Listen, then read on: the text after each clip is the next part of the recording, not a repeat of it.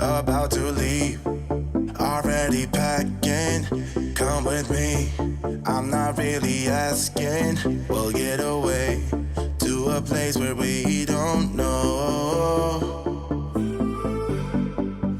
About to see the world in action, what we can be, life with no distractions. We'll get away, this is what we waited for.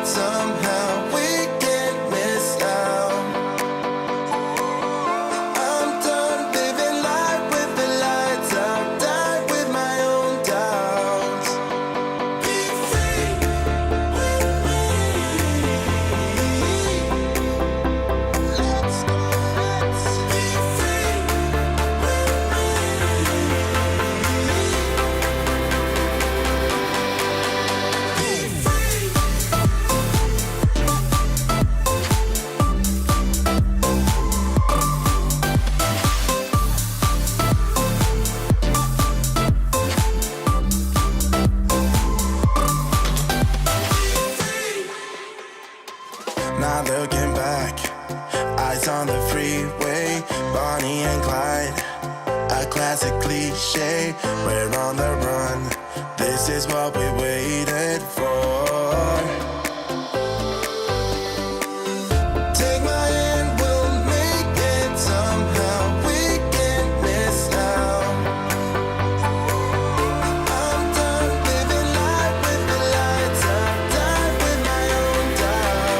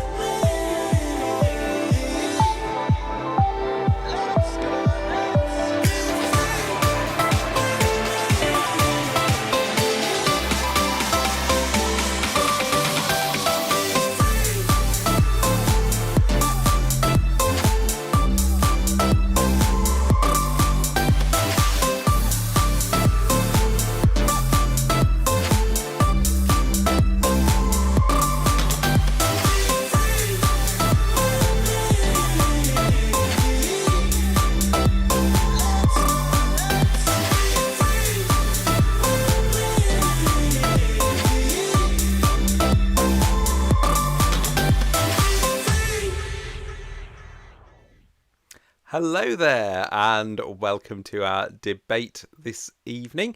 I am joined by Ciara. Hi, Ciara. Hello. And also by Angel, the politics debating dog. If you're listening to this on our new podcast, you'll wonder what on earth I'm talking about, but we have got Angel there. She probably is going to want to sit down in a second, but I'm just trying to make her an internet star and and also make the video go viral. Go on, Angel. Anyway, so we have got a lettuce is trending, so you never know. You never know, absolutely. We're in a very strange sort of time in politics, and we were doing our sort of weekly politics news discussion last week. And I remember Clive predicting that Liz Truss and Kwesi Kwarteng would have gone before our next one. And we were a little bit sceptical, and he was right. Yeah. And so I don't want to worry anyone, but Clive did also email me earlier saying that he thought Boris Johnson might. Anyway, I'm not going to say anything more about that. I even said on the chat window, well, you know, can we get through this without mentioning the Tory leadership election thing? And I failed at the first hurdle. But we are actually this evening going to be discussing the House of Lords and whether we should abolish it. Of course, this is the sort of thing you could get an essay on, you know, evaluate the view that the House of Lords should be abolished, that kind of thing. But we want to have a proper lively debate. We're going to debate it, but we'd be very keen to hear what other people have to say about it. Meow has come in, Larry the cat versus Angel the dog, and Clive has said make Angel PM. I agree. I think Angel would do an excellent job as PM, but she also is very, very restless, and so I'm going to let her get off now. But you never know, she might come back. She might come back for later. Okay, so I am of the view that we should abolish the House of Lords, that it's a ludicrous institution that is anachronistic and should have been got rid of years ago.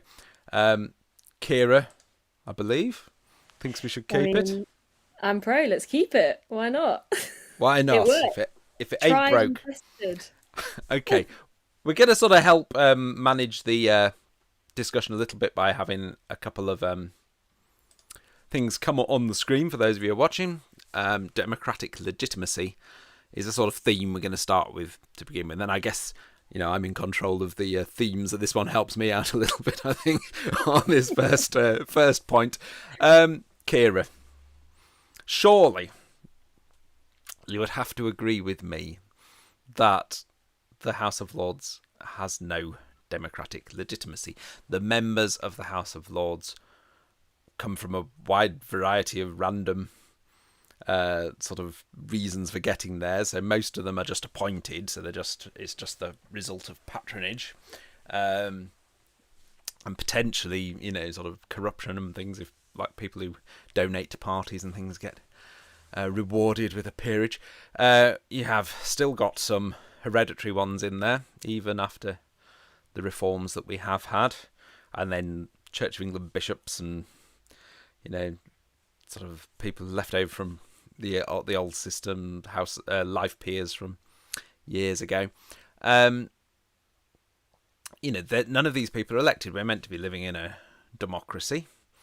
These people are in our parliament, and you have the sort of ludicrous situation, I would suggest, where like just this week or last week, Keir Starmer was putting forward his nominees to join the House of Lords, and it was people who were voted out in these 3 years ago, like Ruth Smeeth. She was an MP for 4 years, maybe 3-4 years.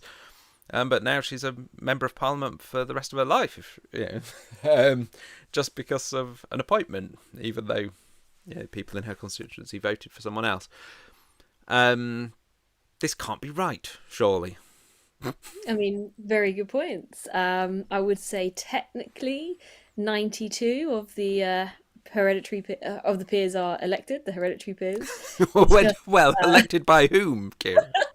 By a very small group of the elite. So no different to selecting our Prime Minister.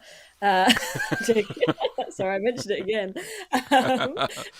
So yeah, of course, that is limited, and having 92 hereditary peers and the fact that they're chosen by other people who are former lords or descendants of them, is obviously problematic. I agree. But I don't think the solution is to kind of do away with it. I think it needs reform. And I think there is actually quite a lot of gain to the fact that the people aren't elected. And that's because if we're thinking about elections and electoral cycles, it's kind of every 4 to 5 years. And often with the way that we've seen the media and the way that they kind of get involved when it comes to elections, it's not necessarily people choosing the best candidate, but maybe the most charismatic one. And we do need dull people in politics. And I think the House of Lords allows for that. Has a lot of dull people. It does have a lot of dull people.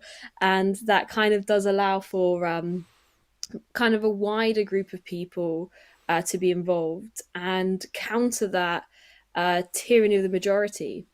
Because what they can do is they can think not just based on I need to make decisions so I get re-elected, but they can actually think a bit more about those maybe less popular decisions, like with triggering Article 50, the will of the people. The democratic mob wanted to trigger Article 50. So House of Commons just acted as delegates and did as they were told, whereas the House of Lords said, let's slow down and consider EU immigrants who don't have the right to vote. So let's think about how that benefits them. Oh, well, that's a very good point. I was going to start being sort of like making facetious or difficult points then, but then you finished with a very good, very strong point. Of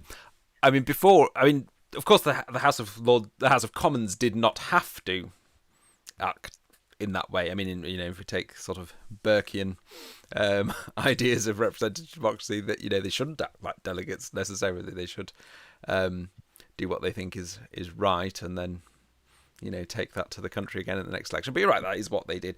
And yeah, that point about the tyranny of the majority, I think that is a fair point, although I think it is tempered slightly by the fact that the House of Lords does not really reflect sort of minorities in the country. So they may have done that on this occasion, but for the most part it is a very white, privileged, male, old group of people for the most part. I mean, obviously, I suppose one advantage of it being appointed is that you can create more diversity in it by just simply appointing people from underrepresented groups, and there has been a bit of that, but not. It is still an unrepresentative body, but yeah, it can have that role. I mean, I'll make my facetious point anyway.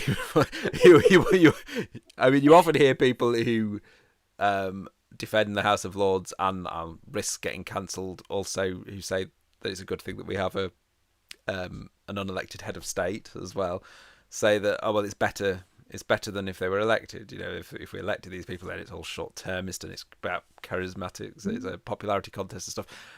But, that's an argument for dictatorship, isn't it? That's an argument for not having a democracy, for saying, oh well, we don't want, yes, elections are a popularity contest. So that's kind of the kind of the point. But ultimately it's about us choosing rather than people just either being there because of who their parents were or whatever, or being chosen by sensible people unlike us, arguably. Clive has put, would I accept life peers for a limited time, say 10 or 15 years? Well, I wouldn't. but Ciara might. I'm making a very strong argument for abolishing it. I mean, obviously we wouldn't call them life peers then, would we, or something? But yeah, you could have a term, couldn't you? But if you're going to have a term, why not elect them for that term? I'll come to that later though, because I suppose I would say, though, you're right. You could argue it is a dictatorship, but surely when you look at the nature of the House of Commons anyway, it is an elective dictatorship in the sense that we have the power to choose our politicians every 5 years, or 4, depending on when they choose, or maybe 3. I don't know anymore. Sometimes every 6 months or so. It just depends what's going on. Yeah, fantastic. So yeah, we do we kind of just select them anyway, and they kind of represent us in one way, but whenever they're representing us, they're always looking for the next election, always pursuing majoritarian policies, rather than thinking about what's good for the country as a whole.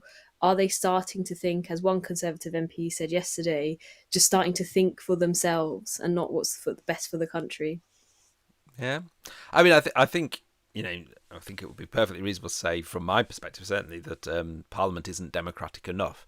But I don't think the House of Lords makes it, is a force that makes it more democratic. I think we can make both houses more democratic. But perhaps the House of Lords is the one that is most sort of blatantly, obviously. Or Clive's asking if I would abolish, would I still advocate a second chamber to hold the government to account?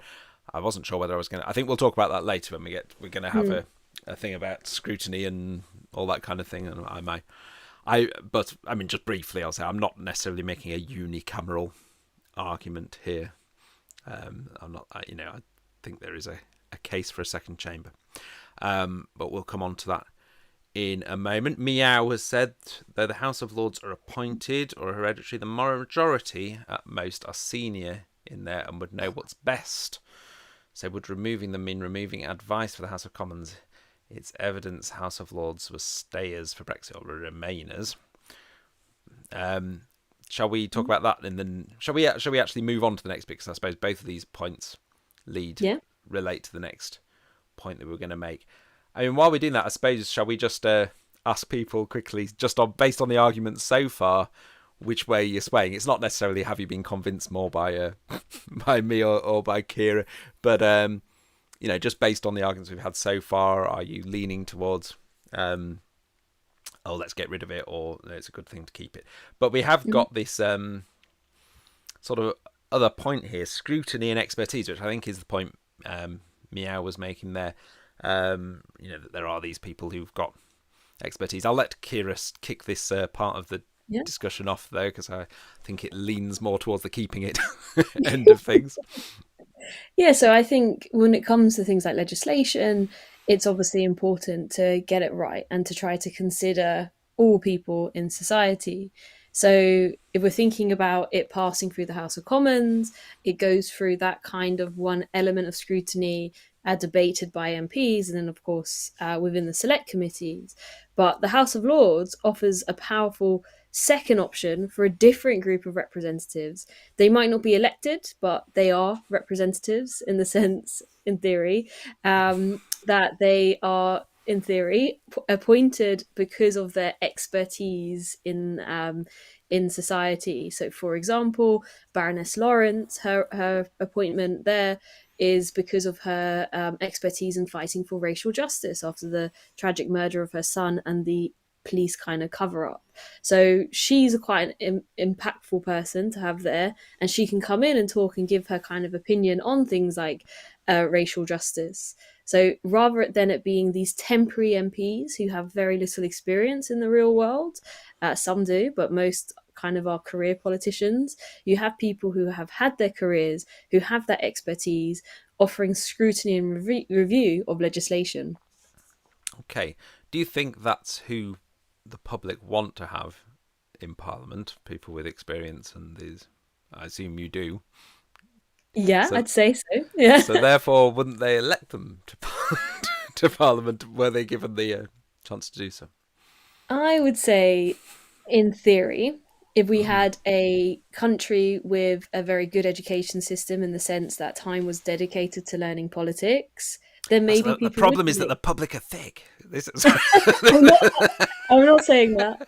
I'm just saying the public haven't been given the luxury to sit and think about politics in the same way that obviously people studying it have. So I think if we're thinking about just having an extra vote, that's going to lead to things like voter fatigue. And when people who have full time jobs and everything to worry about in their own lives, when it comes to even just a general election, they're not sitting through and reading through manifestos. They're not looking, the majority of people aren't looking through voting records. They're choosing their politician based off of who's come out better in the press, right? Who's been portrayed better. So I think, or just by party label, I suppose. party labor. So label. Sorry. So who's kind of coming out better within the way that the press is presenting each political party? Like people would say, "Oh, I'm not going to vote for Labour because I don't want Jeremy Corbyn in power," but the system asks you to vote for your MP, right? Which is obviously a whole different thing. Yeah. I mean, this isn't what I would propose necessarily for a second chamber, but if that was what people wanted, and they wanted experts from the fields of education and medicine and science and law, you could ask those professions to elect representatives, and at least then it would be a bottom-up system, right? I mean, why?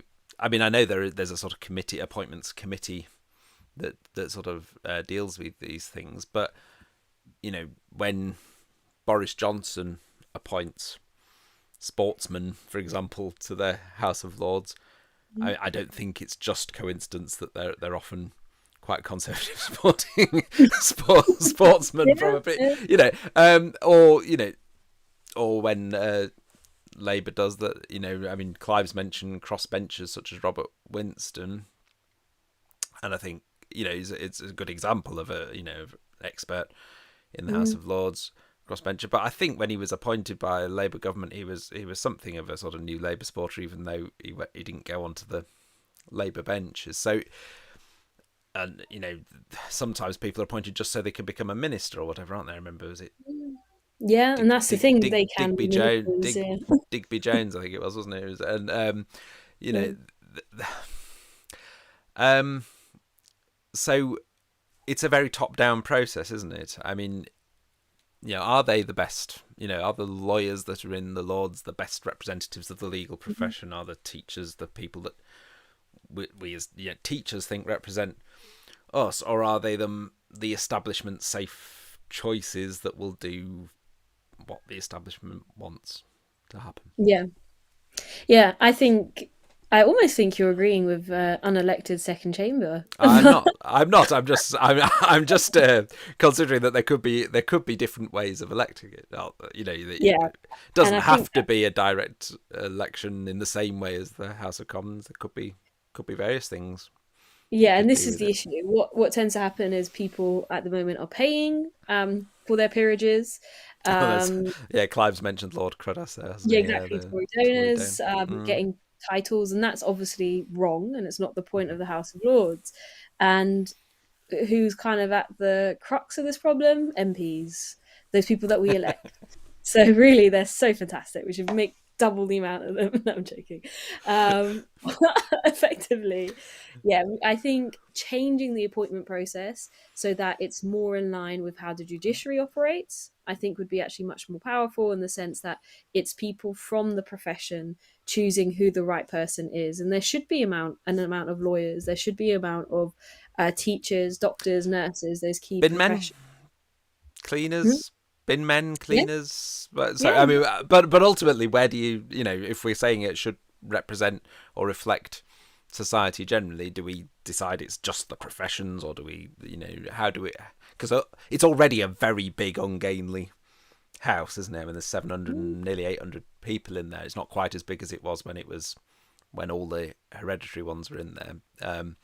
But it's an enormous thing. So if we're going to say, oh, well, we need people who will speak for the, um, cleaners of the cross-channel ferries and whatever, everything, Yeah. it ends up being, that would be too cumbersome, wouldn't it? So But they don't come all the time. So no, they'll only be there if there is a conversation about that or a debate, sorry, about that, if legislation's about that. So it just yeah, allows, like, if there's a legislation being passed about education, it just allows a mm, second opportunity for that to be checked over by people who have worked in it rather than people who hmm just have ambitions and want to be prime minister because they're turning out great, right?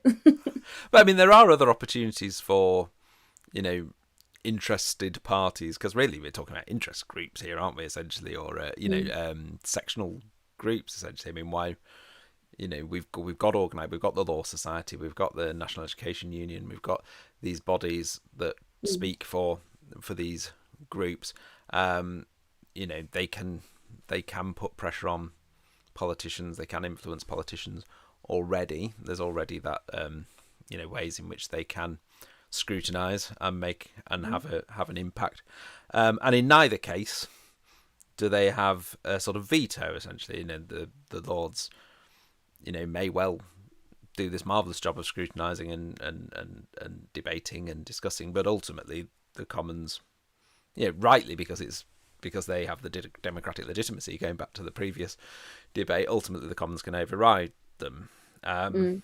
So, do we need that to be formalised in a chamber in Parliament, or do we just say, well, we need, interest groups to be listened to properly in a pluralistic democracy? Yeah, I think that's probably harder to achieve because with interest groups, obviously you have your insider and outsider ones, Mm-hmm. and obviously the National Education Union's less popular with the Conservatives, so they won't get a seat at the table. They won't get that opportunity to discuss in the same way the National Farmers Union would. So I think the House of Lords kind of being it's not equal, and you're right, it shouldn't be because it doesn't have democratic legitimacy, but having a way to publicly disagree with the government, with the House of Commons, I think is quite powerful, and it does stimulate debate. So when the House of Lords talked about Article 50 and said that it effectively wasn't fair on EU migrants, um, the press obviously pick up on that and people become more educated on that issue, Mm-hmm. which is obviously good for democracy. And the people didn't agree with it. There was no extra pressure put on the government, so the bill still passed. So Article 50 was triggered despite the Mm-hmm. concerns. Yeah, I mean, other groups. I mean, I suppose I was kind of repeating the point from the first section, that it's it is kind of establishment voices still, even if it's a different establishment voice. You wouldn't say, for example, see Just Stop Oil in having their members in the House of Lords, sort of after they've gone and thrown tomato soup at the Van Gogh painting, go and sit in the House of Lords or what have you. So these voices aren't necessarily being heard through this process.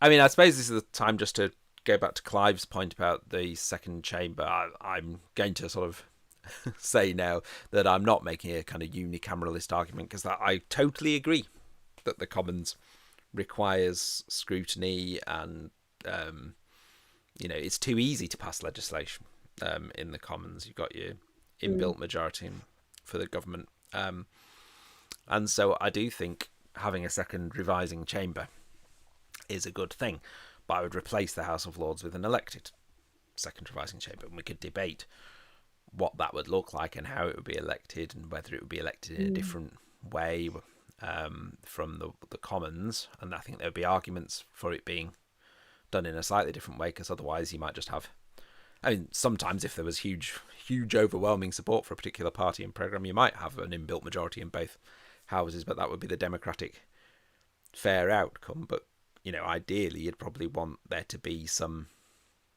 differences between the complexion of the two chambers, so that you didn't just get everything railroaded through very quickly through both houses. Yeah, I would probably disagree with that, because I think the strength of it is the fact that it hasn't got democratic legitimacy. And we're talking obviously just hypothetical, but if we have this situation where the House of Lords and the House of Commons has equal democratic legitimacy, we're going to end in parliamentary deadlock. So the power is that the House of Lords will consider the revisions, but they don't have to accept them, and they don't have to accept them because they have legitimacy. But if we get into the situation where both chambers are equal, we will just have parliamentary ping pong. And yeah, it's right. It's too easy for the House of Commons to pass legislation, but we don't want it to slow to this extent that Parliament becomes an ineffective body. But I think, and obviously you see that in America, don't you? With you can have gridlock and that sort of situation where different parties control the two chambers, and then you end up with problems, or with the presidency having a different party. But they've deliberately made it that way to make it difficult, essentially, to pass legislation, to avoid executive dominance, what have you. This is that problem of equality coming through legitimacy is a problem of our uncodified constitution, isn't it? But if if we codified that constitution to say that this second revising chamber is ultimately second to the Commons, and there are clear processes that the Commons can use, then you don't have that problem, even if it is elected. I mean, I think there are problems. So if you, for example, decide to elect the second chamber with proportional representation and keep the Commons as it is, people say, "Oh, have we got a stronger mandate? Is this a more democratic chamber, and therefore should be listened to more?" But ultimately, if you wrote it down, said this is the role of the Commons, this is the role of the Lords, this is where the power of the Lords, well, it wouldn't be called the Lords, whatever we call it. I don't want to call it a Senate, but whatever it is, House of the People or whatever it is. This is where their powers end. They can't do this, then they can't do it. So I know that's making another case for a codified constitution, which is probably a debate for another time. Yeah. But I agree that danger is there if you don't codify what the limitations of both chambers' powers are. Yeah, and I think the idea of moving to a codified constitution might be more problematic. I'm sure we'll the discuss. Thing is, I'm sure we'll have another debate on that sometime. Yeah. Yeah, I can imagine that's coming, isn't it? Yeah. But yeah, I think the issue is we need, with the way British democracy has worked, is it's something that's kind of evolved and adapted over time. And I think just the term House of Lords, if you think about, traditionally it was the dominant chamber and how that changed and evolved and adapted. Yep. I think it still has more room to grow, and it would be kind of wrong to abolish it completely. Yeah. Interestingly, Clive's put there, House of Lords is the last bastion of protecting rights. For example, until last night's Swell of Braveman and the right to protest. Although, has it done that? I mean, surely the courts are the last bastion for protecting rights, aren't they, rather than the House of Lords? Yeah, I mean, to some extent, and the courts are incredibly powerful and they're very useful. But the issue is with the courts is it's harder. It's more so in reaction to something after it's happened, but also it's actually harder to bring a case to them in that Yeah. sense. Whereas with the House of Lords, it's acting before the law has passed, before the damage is done. Yeah, and there is also the risk of, because I'm obviously pitching my elected second chamber in a world with a codified constitution, that I would also want to see some codified rights there as well. But again, that's our next debate, isn't it? So that we won't discuss that one now. I think we might have covered quite a lot of this, but it's probably worth mentioning as well before we kind of sum up and see where our viewers are on this issue. I don't know if I can put a poll. I don't think I can put a poll in the in the chat window. That'd be quite nice if I could. But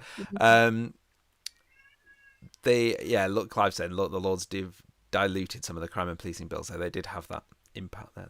That's interesting. But I think we have mentioned the role of crossbenchers and it being less party political. So there is this idea that the Lords is more independent of the parties, and particularly, I suppose, the party of government, and therefore less dominated by the executive. And also this idea of continuity, because, I mean, some of the polls that we're seeing at the moment, obviously people might be watching this at any time, so you don't know exactly when we're debating this. If you're watching this in 2 years' time or 6 months' time, some of our references might seem, what they're talking about.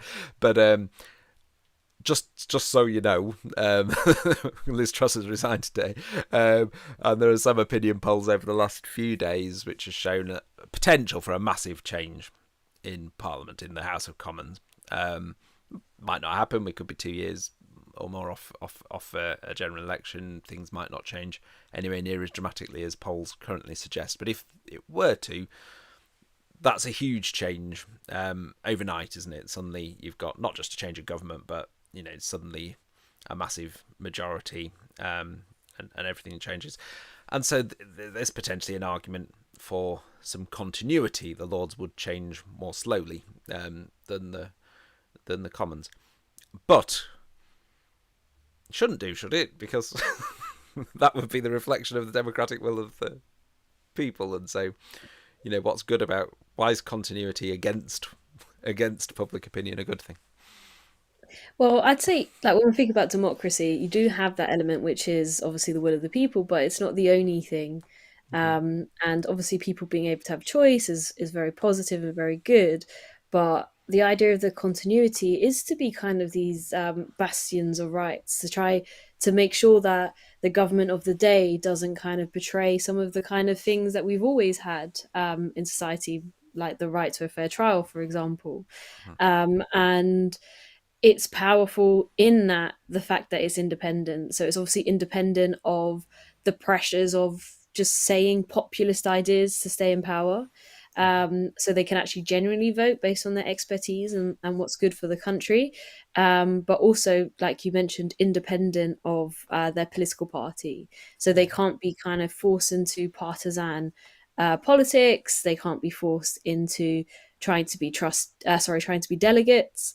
And instead, they can actually be trustees, which is not a perfect model for government, of course, but that's why we have both. So we have the trustees who vote based on their judgment, they make decisions and use that expertise effectively because they are actually experts in theory, although obviously they're either experts or super rich and dropping some money to the right places. Or just a retirement home for MPs for failed politicians, arguably. Yeah, which is bringing in the bad from the House of Commons. That does need to change.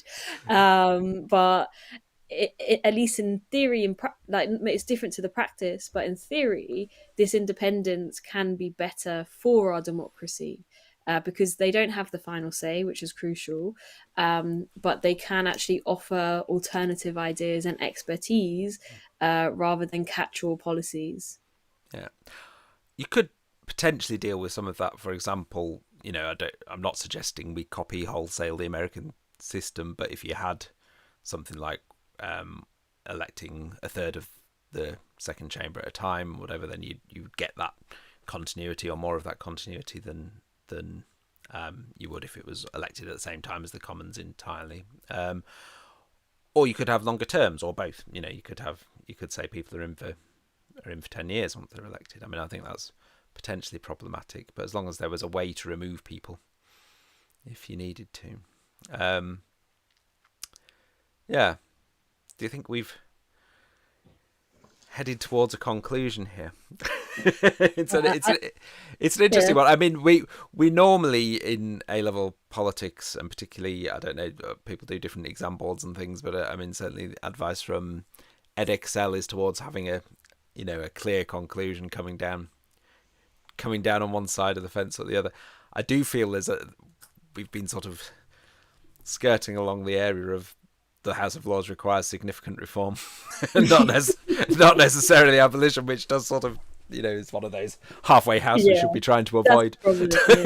Type conclusions. Too extreme, and I think that's maybe one of the main things with the 2016 reforms is the questions got less extreme. They got a bit more nuanced, which does make it a little bit harder to argue. But that's why the question is important. So if it's abolished the House of Lords, then obviously we can talk in those terms. But if it says reform, then what you reforms? need to think, what reforms? Yeah. What sort of reform would you want to see? I mean, while we've got some of you still watching, I hope we've kept you with us through this half hour or so's discussion, which I found very, very enjoyable. Thank you, Ciara, for thank you. And don't worry, this isn't you passing a judgment on our debating skills, but where are the viewers at? Who agrees with me that we should abolish the House of Lords and replace it with some new elected body? Anyone agree with me? Or who agrees with Ciara? You can just type in D or C for who you agree with, or keep or abolish. Is it? However you want to do it. Or is everyone on the fence? You're not allowed to be on the fence. Not allowed to be on the fence. Make a decision. You got to get off the fence and make a decision. Okay, we won't hold you to it. This isn't a real referendum. But imagine if it were. How would you vote? Say, there's a referendum. Going to get rid of the Lords. We need more referendums. That might be another debate for another time. If you want to suggest some other debates for us, another time. Do Meow said, "Oh no." I think to a referendum. Oh, to a referendum. Right. Okay. Yeah. Or to have more referendums. If you want to suggest other topics for debates that we might have in the future, you can post it now or on the main comments thread of this video if you're on YouTube. We can come back and have a read, see what you suggested. But other than that, I think we have finished for today. We really ought to reach a conclusion. But obviously, I don't think either of us has quite persuaded the other of our viewpoint. Yeah. While we have conceded some legitimate points on both sides, Clive is saying it needs reform, but but hybrid with some elected and some appointed, but not based on PMs, etc. Okay. That sounds an awful on the fence, doesn't it? That is a very on the fence conclusion. Anyway, anyone over 21 can self-nominate to the law. You could have like jury service, couldn't you? You could just everyone have a bit of Lord's time. At the moment, anyone can be Prime Minister or Chancellor or whatever. Have you done jury service? Terrible. Yeah. Meow. Right. Meow was saying no to typing D or C. Didn't want to come down on the. Didn't want to and I think that there's merits to both sides. I mean, personally for me, I am maybe actually in the middle of it, but it's just actually about trying to make sure you appreciate both sides. Yeah. And for the exam, just say you have an opinion on it. Like, just say what Yeah. your main one is. I actually have been doing this thing with my students recently, which is asking them to write just a note to themselves about which side that they're on for the question. That way they stay focused on what their argument is, and that's quite important. Clive nominates Duncan to go to the House of Lords. To be a lord, I could destroy it from within. Rip up That the would be show. all right.